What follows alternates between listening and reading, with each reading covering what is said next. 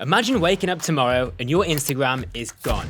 TikTok shadow banned, ads rising in price. These things can seriously affect your brand reach and even your ROI.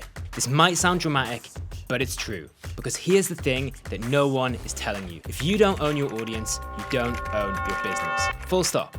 But the smartest marketers, they've seen this coming and they've been quietly adapting to something safer, smarter, and wildly more profitable. I'm talking about email marketing in 2025, but not the boring kind that you think that you know. In this video, I'm pulling back the curtain on what the top brands are doing right now to protect their growth, scale their revenue, and build something that lasts. This might be the wake-up call that your business needs. Let's get real for a second. How much of your marketing strategy and your marketing spend and focus is on rented land? And by that I mean channels that you don't own. So I'm talking about social media, search engines, paid ad networks, influencers. Would it be 50%? Probably more, right? Like maybe 60, 70%? Here's the truth that nobody wants to say out loud. You don't actually own those channels or the audiences on them. Your followers, they're borrowed. Your reach, it's rented, and the landlord is moody as hell. Yeah, I'm talking about all those algorithm changes. Now let me hit you with a story that stings. Back in 2020, Carlos launched a mask brand with his brother-in-law. They crushed it. Nearly $1 million in sales, powered by viral TikToks and Facebook retargeting. But then, Facebook banned mask ads. Not flagged, not reduced reach, just banned. Revenue tanked overnight. Why? Because their entire business depended on somebody else's rules, in this case Facebook. And this isn't a one-time horror story. Here's something to think about. What happens if your Instagram vanishes tomorrow? Can you reach your top 100 customers today without using social media? If that question makes your stomach turn, then that means that you're building on rented land. And the craziest part? You might not even realize it. So let me give you a few quick signs. Your launch updates are on social first, before emailing your audience. You don't know your top customers by name, you only know their @handles. You never exported your audience data, probably because you can't. Your business slows down the second that your reach dips. If any of these even remotely apply to you, then that's not a marketing strategy. That's dependence. And in 2025, dependence is dangerous. Because these rented platforms are shifting faster than ever. TikTok's facing bans. Meta's ad costs are ballooning. LinkedIn keeps nerfing organic reach every time they roll out a new feature. And according to GetResponse's study, 40% of marketers don't trust platforms like Meta, TikTok, or X to remain stable. That's just the reality. So here's the big idea that you need to remember. Audience access is not audience ownership. Unless you have a direct line to your customers, so I'm talking about emails and SMSs, you're one policy away from them disappearing. You're not a priority to these platforms, you're just a user. And that's the problem that we need to fix and be aware of right now. Let's break it down. After years of chasing followers, pouring budgets into paid ads, and praying that your content didn't get lost in the feed, businesses, big and small, are finally asking the right question, which is, why are we spending all of this money to reach people who we already know? And that question is changing everything. So what's the shift? Smart brands are rebalancing, not ditching social ads or ads altogether, but finally waking up to the fact that email gives them control. In fact, GetResponse's new study found that 49% of marketers say that email is their #1 priority going forward. That's not SEO, not TikTok, not Meta ads, email. And when you look at the data, it's really not hard to see why. Email delivers $36 for every dollar spent. Automated emails, 43% open rates and 6% click-through rates. Meanwhile, Instagram's organic reach, 3 to 5% on a good day. TikTok, entirely vibes-based. Facebook, pay to play or scream into the void. If you're a social-first creator, this shift means finally owning your traffic. If you're a marketing manager at an established brand, it means spending smarter, because even if your CPMs climb, you've still got a channel that compounds. Let me paint a picture. Imagine this. You spend $10,000 on paid traffic in Q1. You get 20,000 visits from that. You retarget 20% of them and convert 2%. Cool, it's not bad, right? Job done. But what if just half of those people then joined your email list? Now you've got a permanent line of communication.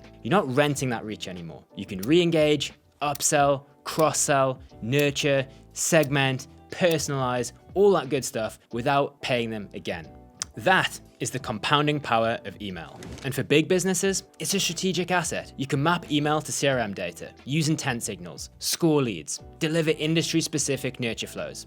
it scales. And don't forget about the ROI return that I mentioned before, $36 for every $1 spent. Now I know what some people are thinking. Email feels outdated, people don't read emails anymore, blah, blah, blah. It's false. People ignore bad emails, but great email, that's VIP access. It's personalized. It lands with perfect timing. It does what Spotify does with your year-in review, what Sephora does with loyalty tiers, what Morning Brew does with daily must-reads. So the question isn't if email works. What it is, are you using it to its full potential? Are you collecting leads on every campaign, or just sending traffic into the ether? Are you sending newsletters, or building automated flows that actually drive revenue? Are you personalizing content? Or are you batch and blasting the same thing to everybody? These things are what the smart brands are doing, not because it's trendy, but because it's working. All right, so now we know relying only on social is risky, but what do those smart brands actually do? They build what's called a hybrid funnel. Here's the short version. Social media equals attention, email equals conversion. It's pretty much as simple as that. And it looks pretty much like this. Step 1, discovery. This is where people find you. Instagram, YouTube, podcast, paid ads, it's all rented land, and that's all good, but you're only there for exposure, not ownership. It's where you introduce people to your brand, and that's it. And don't get me wrong, these platforms are effective at this. This is not an anti-social media piece that we're doing here. So let's move to step 2, capture. This is where the shift begins. You give people a reason to raise their hand. Lead magnets, free training plans, quizzes, newsletters, webinars, tools, templates, downloads, something with value. And in exchange, you get their email. And just like that, boom, you're off rented land. Now you have the green light to keep the conversation going on your terms. Step 3, nurture and convert. So once they're on your list, you guide them with emails that actually deliver value. Automated flows, smart offers, stuff that feels personal.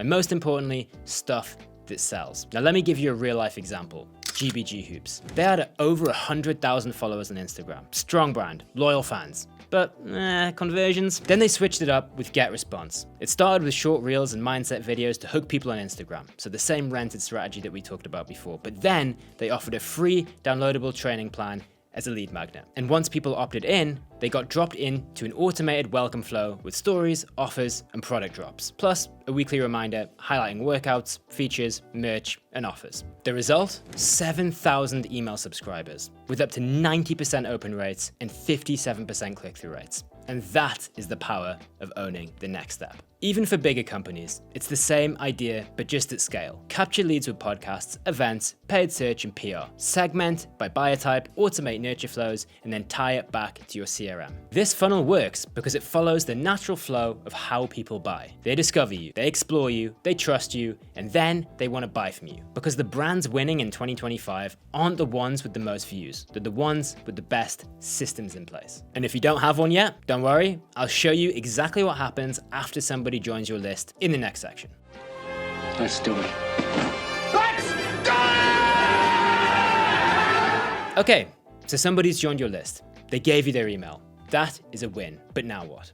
Most people treat the opt-in like the finish line, but in reality, it's just the start. So here's what to do. Step 1, nail the welcome. Your welcome email is the most opened message you're ever gonna send, so do not waste it. Instead of, thanks for signing up, deliver the value that you promised and set expectations and show them who you are. Make it feel like a real introduction, not just a receipt. Pro tip, automate that sequence. Even better, test it. Try different subject lines, different calls to action, different send times. Tools like GetResponse make that stupid easy. Step 2, segment smart. Not every subscriber is the same. Somebody who came from a webinar probably wants different stuff than somebody who came from a Facebook ad. Tag them, sort them, treat them like actual humans. When your email feels personal, like it's actually meant for them, then engagement and trust will shoot through the roof. Step 3, automate based on behavior. And this is where things get exciting. You can set up automations that trigger based on what people do. If they click on a product, send recommendations. If they add to cart but don't buy, send a reminder. If they've been inactive for a while, then send a re-engagement email. Want some proof? Let's talk about Eveline Cosmetics, one of Poland's biggest beauty brands. They used GetResponse to capture leads, trigger personalized welcome flows and birthday promos, use AI recommended products,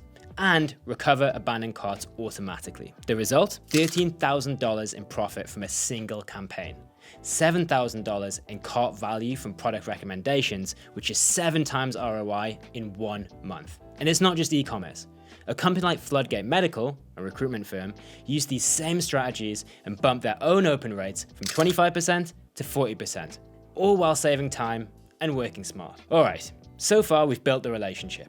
Now let's talk about revenue. The highest performing email teams don't build calendars, they build journeys. Here's the mindset shift. Email isn't just communication, it's conversion. The difference? It's in the strategy. Smart marketers ask, what action did somebody take? What's the next best move for them? And how can email help to guide that step? It's less about blasting offers and it's more about delivering the right nudge at the right time. And no, you don't need to overcomplicate it. Start with a few simple flows, clear offers, and a plan to measure what's working. Because once email starts closing sales for you on its own, you'll wonder why you never built this sooner. Let's do a simple audit right now. Grab a mental checklist, and for each of these, answer yes or no. Do you own the channel that brings you the most sales?